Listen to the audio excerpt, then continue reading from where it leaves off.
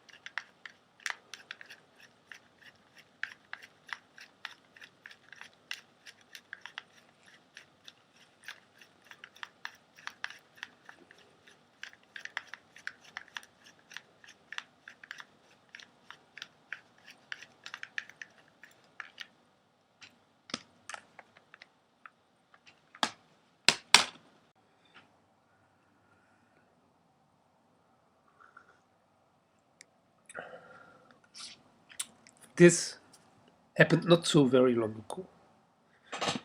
It was at a time when the cheap, small, and versatile digital dictaphones that permit one to record sounds lasting up to several days at a stretch were still part of a future to be.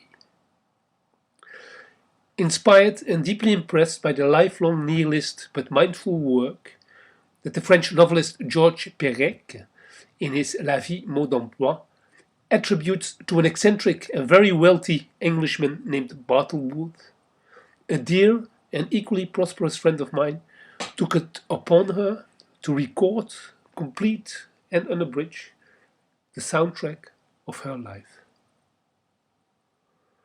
My friend embarked upon her project while the state of the art in technology for simple and powerful personal audio, portable audio recording, came with a little reel of magnetic tape kept inside a small box made out of plastic.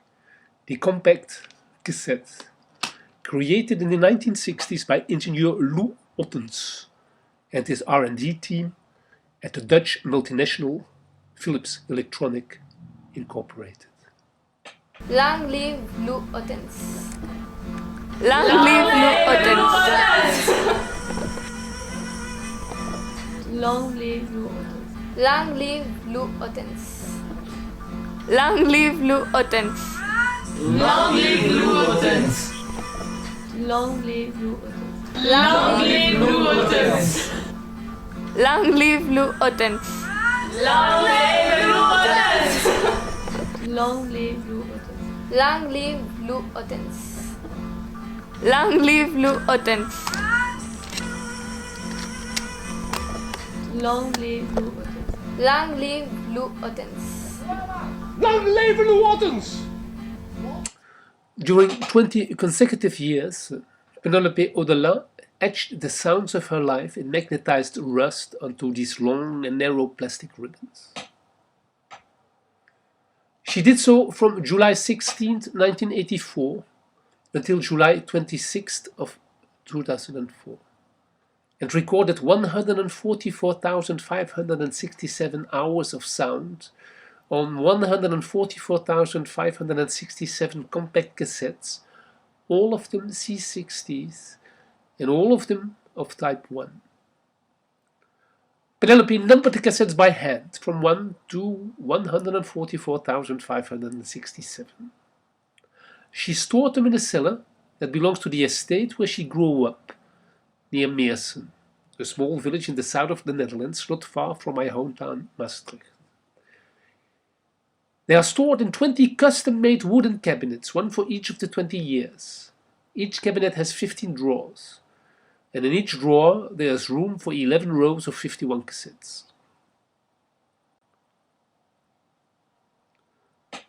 The first time she took me down there, Penelope smiled a malicious little smile.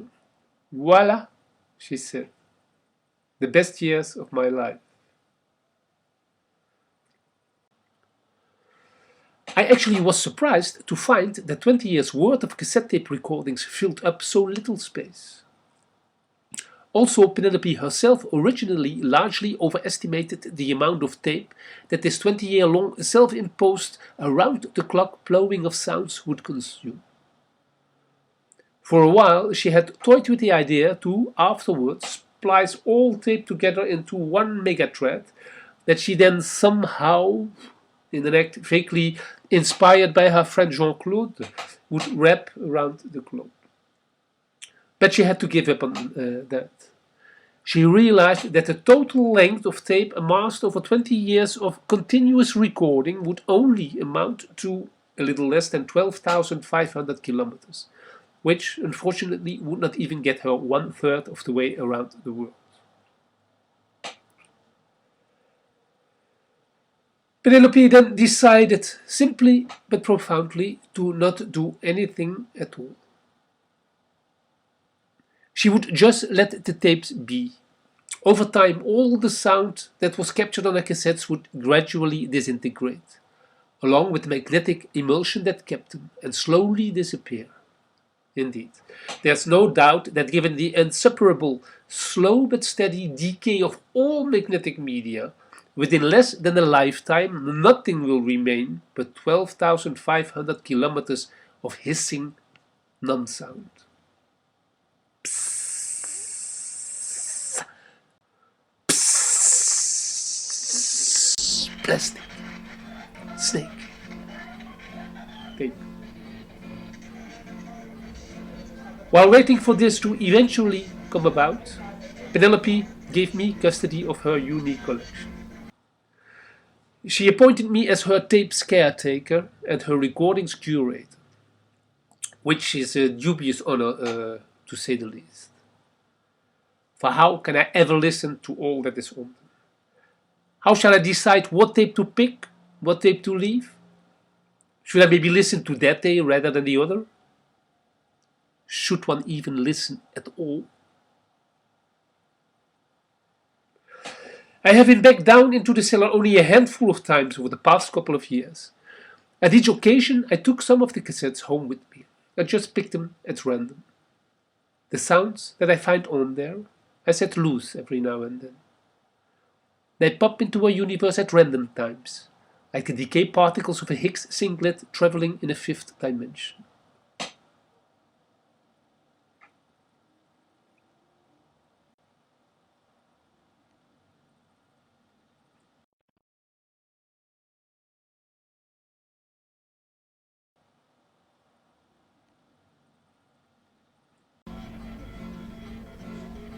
Each of these 144,567 hours is like a skin that I shed, Penelope once told me. I've been shedding skins for 20 years, and at the end of these 20 years there was as much still left as the day that I began. It's impossible to penetrate. These skins are like brains, endlessly stacked upon a top of other brains. These skins are like brains, endlessly stacked atop other brains.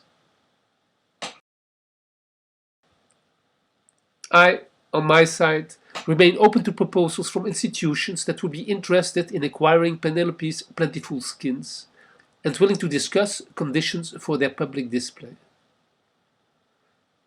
The total volume of all 144,567 tapes is about 20 cubic meters. Together they weigh some 10 tons. In accordance with the collection's impenetrability, I propose the cassettes to be displayed as a single solid block with a ground surface of 2.5 by 4 meters and a height of 2 meters.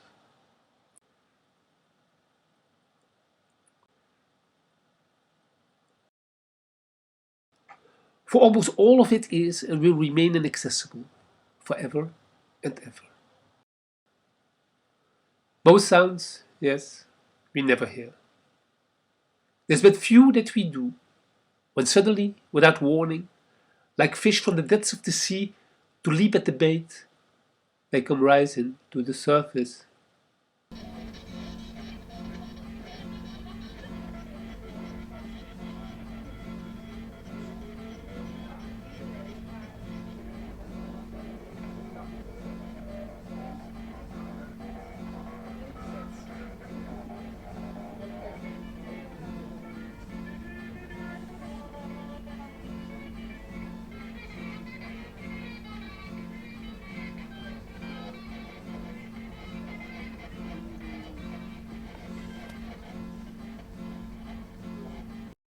Long live Blue Ottens! Long live Blue Ottens! Long live Blue Ottens!